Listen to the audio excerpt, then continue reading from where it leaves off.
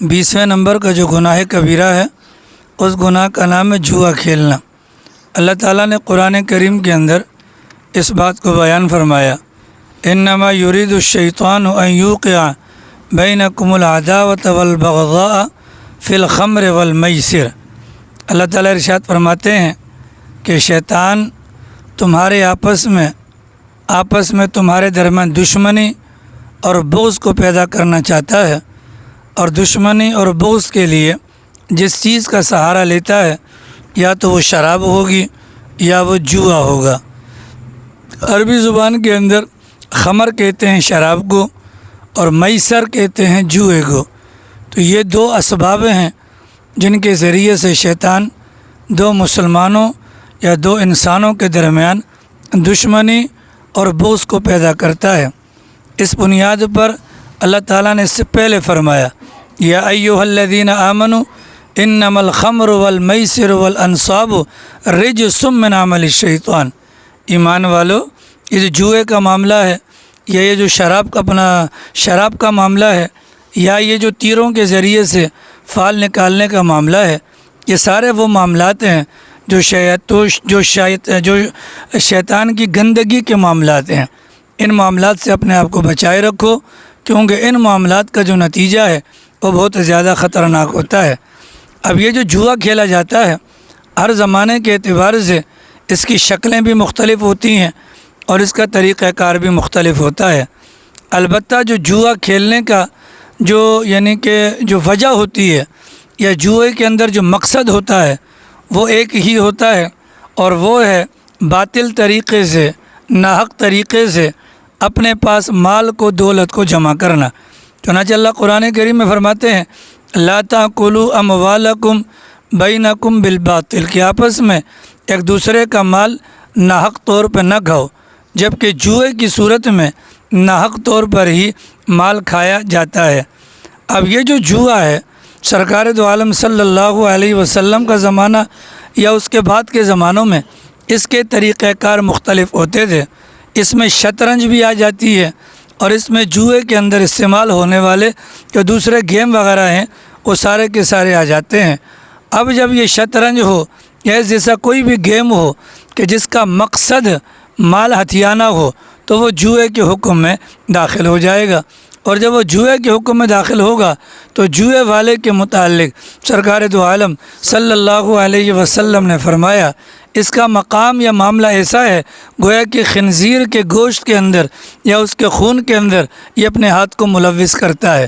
یعنی جس طریقے سے انسان خنزیر سے نفرت کرے گا، اس کے گوشت سے نفرت کرے گا، اس کے خون سے نفرت کرے گا، تو جو بندہ جوئے کے اندر لگا رہتا ہے تو پیغمبر کے فرمان کے مطابق وہ بندہ اتنا ہی گندہ سمجھا جاتا ہے۔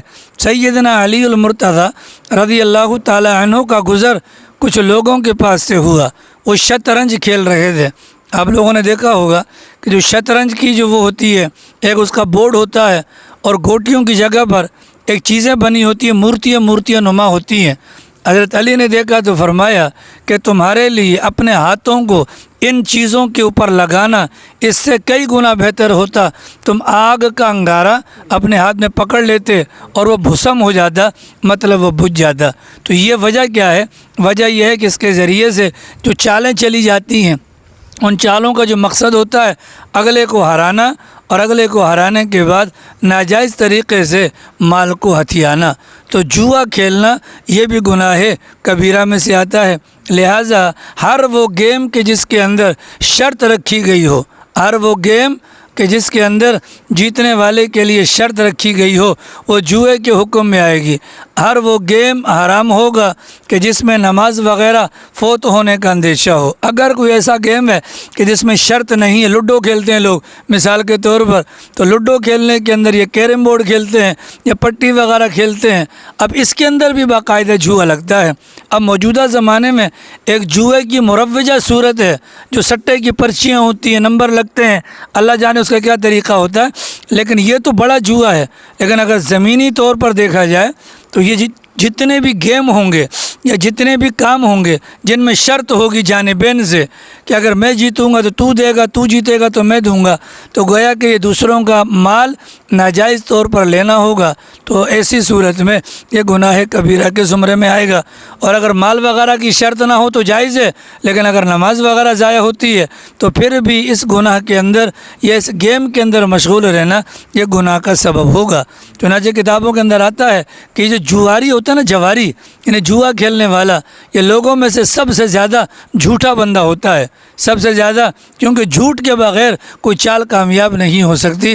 اسی بنیاد پر فرمایا گیا کہ جوا کھیلنا یہ حرام ہے، اور اسی جوئے کی بنیاد پر آپس میں بغض و عداوت مسلمانوں کے دلوں کے اندر پیدا ہوتی ہے۔ تو یہ شارٹ کٹ راستہ ہے مالدار ہونے کا، جبکہ اللہ کے نبی علیہ السلام نے شارٹ کٹ راستے سے منع فرمایا۔ چنانچہ اس مزدور کے ہاتھوں کو پیغمبر نے چوما ہے کہ محنت کی بنیاد پر، جس کے ہاتھوں پہ گڈھے پڑ گئے تھے، اور پیغمبر نے فرمایا الکاسب حبیب اللہ، کہ ہاتھ سے کمانے والا وہ اللہ کا حبیب ہوتا ہے، اللہ کا محبوب ہوتا ہے۔ تو گویا کہ شارٹ کٹ کا راستہ وہ ناجائز والا راستہ ہوتا ہے، لہذا وہ راستہ کسی بھی طور پر حلال نہیں ہوگا۔ تو گناہوں میں سے ایک بڑا گناہ ہے جوا کھیلنا۔ اب ہم اپنے ارد گرد کے اندر دیکھ لیں کہ جو بھی اس کی شکل ہو، قرآن کریم کے اندر اس کی ممانعت آتی ہے، لہذا جوا کھیلنے سے بھی اپنے آپ کو بچانا، کیونکہ یہ گناہ کبیرہ ہے۔ اور جواری آدمی عام طور پر توبہ بھی نہیں کرتا، اس لیے کہ وہ مال بنانے کے چکر میں ہوتا ہے، مال بنانے کے چکر میں ہوتا ہے۔ اور دنیا کے اندر سب سے بڑا جھوٹا آدمی بھی جواری ہوتا ہے، اور مرتے وقت عام طور پر جواری آدمی کو کلمہ بھی نصیب نہیں ہوتا۔ چنانچہ کتابوں کے اندر یہ واقعات اس قسم کے ملتے ہیں کہ جو کچھ جواری تھے، جو جوئے کی لعنت کے اندر مبتلا تھے، مرتے وقت جب ان کو کلمے کی تلقین کی جاتی تھی تو کلمہ ان کی زبان پر جاری نہیں ہوا۔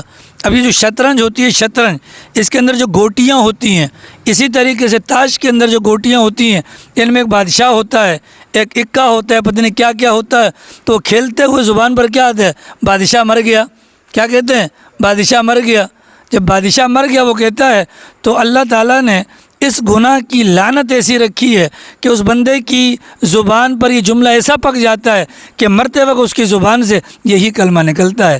چنانچہ سرکار دو عالم صلی اللہ علیہ وسلم نے اس جوئے کی ممانعت کے بارے میں کتنا سخت بیان فرمایا کوئی بندہ کھیلے نہیں بلکہ صرف دوسرے کو کہہ دے آؤ جوا کھیلتے ہیں، اتنی بات کہنے پر بھی اس کہنے والے کو کفارہ دینا چاہیے۔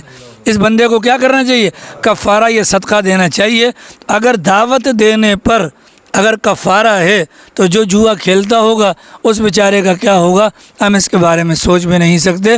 تو گناہ کبیرہ میں سے 20ویں نمبر کا جو بڑا گناہ ہے اس کا نام کیا ہے؟ جوا کھیلنا۔